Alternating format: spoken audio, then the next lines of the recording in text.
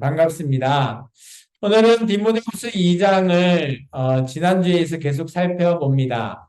디모데후서는 바울이 네로의 박해로 인해서 마메틴이라고 하는 감옥에 갇혀 있는 바울이 편지로서 디모데에게 보고 싶다. 얼른 내게 와달라라고 말하면서 그 1장에서 시작을 됩니다. 바울은 이제 자기가 순교할 것을 직감한 이후에 지금 자기가 개척했던 많은 교회가 어떻게 되기를 바라는지를 오늘 디모데에게 이 디모데 후서를 통해서 남기게 됩니다. 그렇기 때문에 지금 교회는 이 바울이 마지막에 남겼던 이 디모데 후서에 우리가 좀 집중해 볼 필요가 있습니다. 왜냐하면 바울이 원하는 교회가 지금 우리가 제대로 이루어져 가고 있는지를 살펴보는 거죠. 물론 바울의 바람이긴 하지만 이 모습이 또 예수님이 원하는 그런 반석 위에 세워지는 교회의 모습, 또한 하나님 앞에 우리가 나아가며 교회의 모습으로 하나님 앞에 예배자로 나아가는 그런 교회, 그리고 예수님께서 우리에게 보혜사 성령님으로 말미암아 우리를 도우시고 또 우리를 이끌어 나아가는 그런 교회가 지금 우리 교회와 오늘 바울이 생각한 이런 디모데후서에 적혀 있는 그런 교회가 지금 우리의 교회의 모습인지 살펴볼 필요가 있다는 거죠. 그 두 개의 모든 것이 일치가 된다면 오늘 우리는 정말 바울이 꿈꾸는 교회의 모습을 지금 우리가 실천해 나가고 있는 그런 교회죠. 오늘 말씀에 20절과 27절의 말씀에 보면 그죠? 어, 장소는 어딘지 표현되어 있지 않지만 큰 집이랍니다. 어떤 집인지 알 수 없어요. 하여튼 큰 집이래요. 그 큰 집에 좀 여러 그릇이 있답니다. 금그릇, 은그릇, 나무그릇, 질그릇. 이런 여러 종류의 그릇이 그 쓰임에 맞게끔 다 진열이 되어 있겠죠. 근데 정말 중요한 것은 이렇게 이해합니다. 오늘 그 주인이 그죠? 귀하게 쓰는 것도 있고 천하게 쓰는 것도 있다. 천하게 쓴다라는 거는 아마 그죠? 본인 이제 주인 생각에 그냥 이 그릇은 뭐 이렇게 좀 안 좋은 그런 용도로 써도 상관없겠다라고 생각하는 그런 그릇도 있다라는 거죠.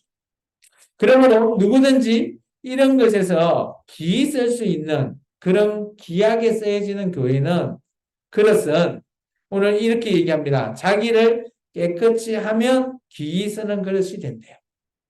그 말은 오늘 교회인 우리에게 우리가 주님 앞에 깨끗하게 쓰임을 받는 그런 하나님의 백성으로서 하나님의 일꾼으로서 하나님의 성도로서 하나님의 종으로서 우리가 쓰여라라는 것을 말하고 있습니다.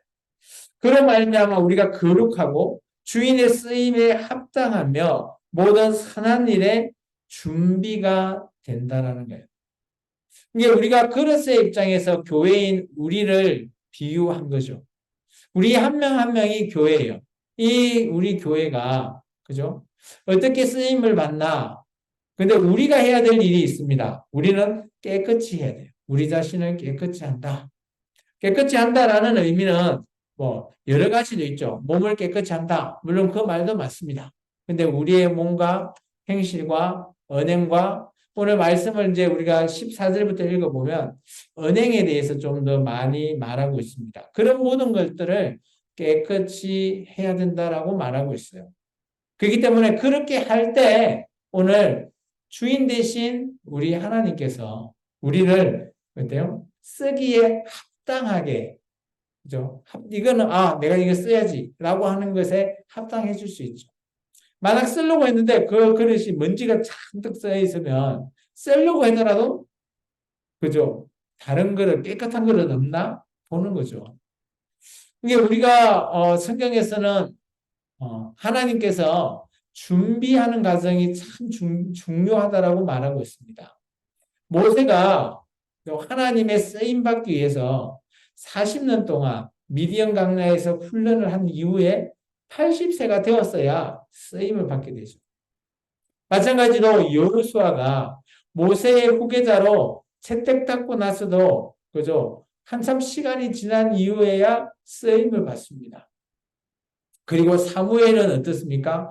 어릴 때부터 엘리 제사장과 함께 성전에 있으면서 계속해서 준비했죠. 그 이후에야 사무엘이 쓰임을 받습니다. 오늘 이렇게 준비하는 과정이 중요한 거죠. 그럼 우리가 뭘 준비하냐? 우리 자신을 깨끗이 해야 된다는 거예요.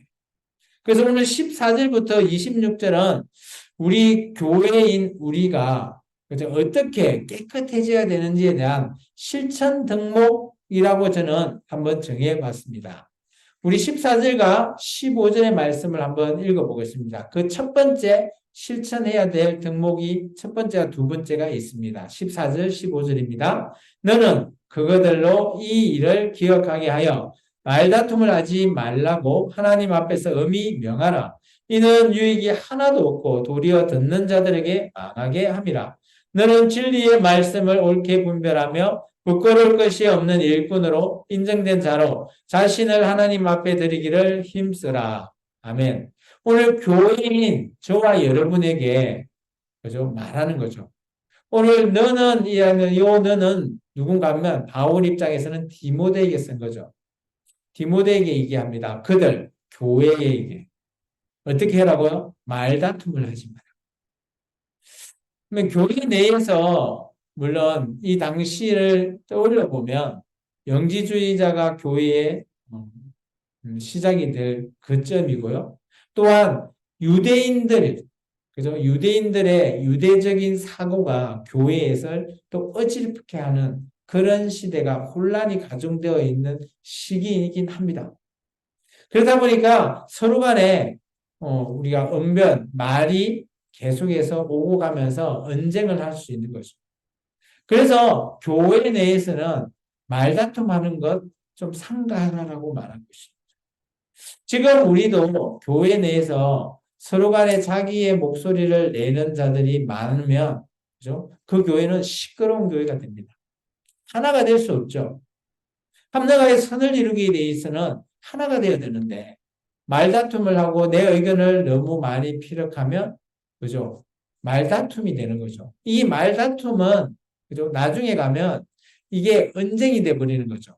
근데 교회 내에서는 변론은 충분히 해볼 필요가 있습니다. 나의 의견과 상대방의 의견이 다를 때는 서로 간의 의견을 주고받고 하는 변론은 가능합니다. 그런데 이것이 이제 좀 더 감정이 들어가게 되면 말다툼이 되는 거죠.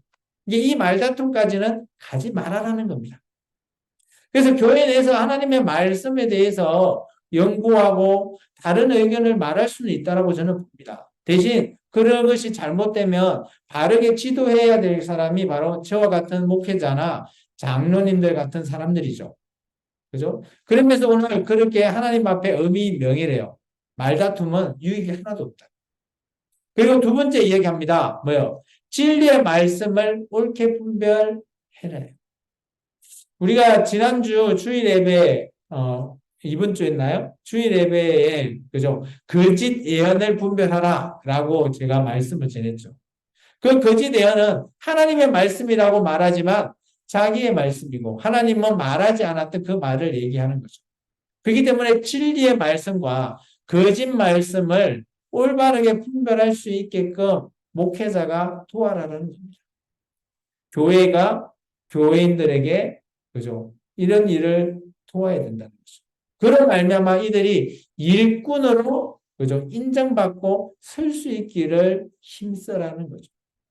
이제 교회는 하나가 되어야 되는 거죠. 목회자는 제대로 잘못 알고 있으면 바르게 교정을 하고 고칠 수 있게끔 해주고 또 그 잘못 생각했던 사람의 일꾼을 또 바로 서게끔 해달라고 말하는 겁니다. 세 번째입니다. 계속해서 말에 대해서 좀 더 말하고 있습니다. 16절부터 19절입니다. 같이 읽습니다. 막능되고 헛된 말을 버리라. 그들은 경건하지 아니하며 점점 나아가니라. 그들은 말은 악성 종랑이 퍼져감과 같은 빌레도가 있느니라. 진리에 관하여는 그들의 그릇 부활이 이미 지나갔다 하므로 어떤 사람들의 믿음을 무너뜨리느니라. 그러나 하나님의 견고한 터는 섰으니 인침이 있어 일렀으되 주께서 자기 백성을 아신다며 또 주의 이름을 부르는 자마다 불의에서 떠날지어다 하였느니라. 계속해서 얘기하는데 말다툼의 좀 상세 내용을 지금 얘기하고 있습니다. 그 말다툼의 주요 내용을 살펴보니까 망령되고 헛된 말을 하는 거예요. 그 헛된 말이 뭔지 이 바울은 이렇게 하고 있죠. 이 말은 악성 종량과 같이 이거 퍼지면 안 돼. 근데 그 퍼지게 하는 사람이 있죠. 후메네오와 빌레도. 이런 사람 조심해야 돼. 아니면 이 사람들 출교시켜. 라고까지도 얘기하는 것 같아요. 그러면서 이들이 뭔 얘기를 했는지를 18절에 얘기하고 있죠. 진리에 관해서 그들이 잘못된, 그릇된 말을 했대요. 그게 뭔가 하면 부활은 예수님의 부활 인정하는데 이제는 지나갔어. 끝났다라는 거죠. 지금 우리에게는 부활 없어요. 라고 말한다라는 거예요. 여러분 어떻습니까? 예수님께서 부활하신 건 맞으시죠? 부활은 이전에 이제 2000년 전에 부활하셨으니까 지나갔잖아요. 그죠? 지금도 보면 우리가 부활한 우리가 있습니까? 없죠. 그러니까 이들은 우리도 부활할 줄 알았는데 물론 고린도전서나 이렇게 얘기할 때 우리도 부활한다라고 했죠. 근데 지금 우리가 보는 눈앞에서는 부활한 자가 없어요. 그러니까 이들이 뭐라 그래요? 그거 다 가짜예요. 예수님만 부활하지 우리는 부활 안 돼. 라고 말하는 거죠. 마치 고린도 교회에서 부활에 대한 오해와 거의 일맥상통해 있는 것을 볼 수 있습니다. 그러니까 이것은 이 당시 그리스 헬라 철학의 영향으로 보여집니다. 고린도전서 15장에 보면 헬라 철학의 그 철학의 문화가 이런 거죠. 그죠? 우리가 인간은 육체는 감옥. 우리가 육체의 이 감옥에서 벗어날 수 있는 거는 그죠? 우리가 영혼이 이데아로 가야 된다라고 하는 게 헬라 철학의 기본이에요. 그래서 우리가 이 땅에서 죽는 것은 이 감옥에서 벗어나는 길, 그것을 얘기하고 있는 거죠. 그런데 부활은 어떤 의미입니까? 예수님께서 3일 만에 죽고 나서 부활하셨잖아요. 어떤 몸으로? 육체와 함께 다시 살아나셨어요. 그러면 헬라 철학과 완전히 반대되잖아요. 그죠? 그런 부분을 이들이 헬라 철학 쪽의 영향을 많이 받은 거죠. 그러면서 부활? 없어. 라고 얘기한 거죠. 이때 바울이 그들 잘못됐다. 여러분의 믿음을 무너뜨릴 수도 있으니까 조심해야 된다라고 얘기해요. 그래서 저는 아마 지금 우리 교회에는 이 부분이 그냥 가볍게 그냥 넘어갈 수도 있는 문제라고 보여져요. 왜냐? 우리는 부활하면 앞으로 나도 부활할 거야. 예수님의 첫 부활, 그 다음에 우리 성도의 부활이 있으니까 부활된다고 우리는 완전히 믿으니까 이 부분은 크게 중요하지 않다라고 얘기해줄 수도 있어요. 그런데 중요한 거는 이 당시는 이 부분이 어마어마하게 큰 문제였다는 거죠. 그러면서 얘기하죠. 그죠? 자기 백성, 그죠? 주께서 자기 백성을 아신다고 하며 또 주의 이름을 부르는 자마다 불의에서 떠난다. 불의에서 떠난다는 게 뭔가요? 구원에 이른다라는 거죠. 그래서 아까 우리 15절에는 교회를 뭐라고 했어요? 일꾼. 오늘 19절은 뭐라고 불러요? 자기 백성이라고 부르고 있어요. 그죠? 그리고 20절과 21절은 우리가 좀 전에 읽었죠? 큰 집의 그릇으로 비유하는 거예요. 우리가 누구라고요? 그릇. 여기서 주님은 누구예요? 주인은 누구예요? 예수님. 예수님 쓰시기에 합당한 우리가 준비하자라는 거예요. 이해가 되시죠?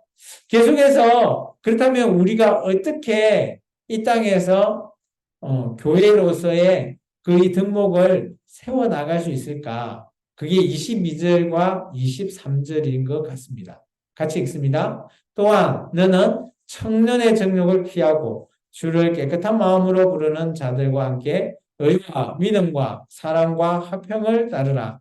어리숙고 무식한 변론을 버리라. 이에서 다툼이 나는 줄 알미라. 여기 보면 또 말을 얘기하고 있죠. 어리석고 무식한 변론.